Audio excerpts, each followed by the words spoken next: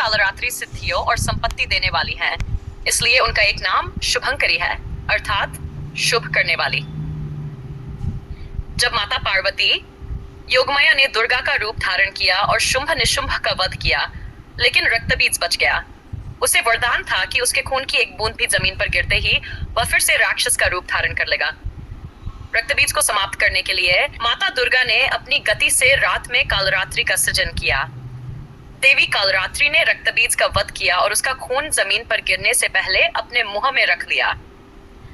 माता पार्वती की योगमाया से कालरात्रि की उत्पत्ति हुई है, इसलिए उन्हें महायोगिनी और महायोगीश्वरी कहा जाता है।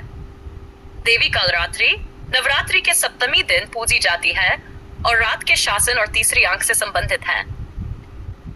कालरात्रि का रूप तीनों नेत्रों को जागृत करता है। यहाँ साधक को नकारात्मक और सकारात्मक के बीच भेद करने की शक्ति मिलती है। माता का स्वरूप उग्र है। यह स्वरूप साधक को भूत, दुष्ट और राक्षसी आत्माओं और नकारात्मक शक्तियों से मुक्ति देता है। उन्हें गुड़ खाना पसंद है। नवरात्रि के 7वें दिन साधक का ध्यान सहस्रार चक्र में होता है।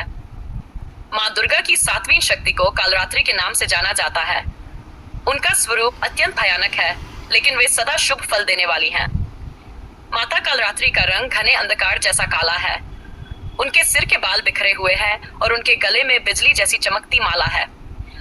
उनके 3 नेत्र हैं, जो ब्रह्मांड के समान गोल और चमकीली किरणों से युक्त हैं।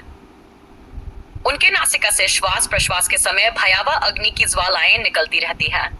उनका वाहन गधा है। दाहिने हाथ की वर मुद्रा से वे सभी को वरदान देती हैं, जबकि दूसरा हाथ अभय मुद्रा में है।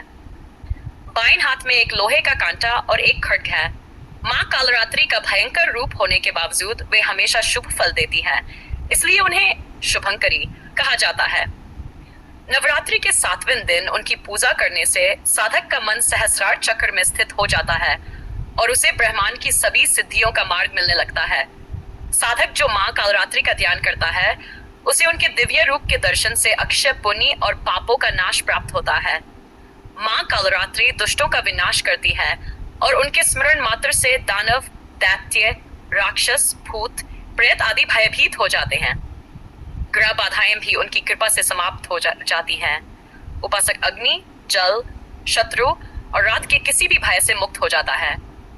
माँ कालरात्रि के इस स्वरूप को ध्यान में रखकर साधक को एकनिष्ठ होकर उनकी उपासना करनी चाहिए। उसे यम, नियम और संयम का पालन करते हुए मन, वचन और काया की शुद्धता बनाए रखनी चाहिए।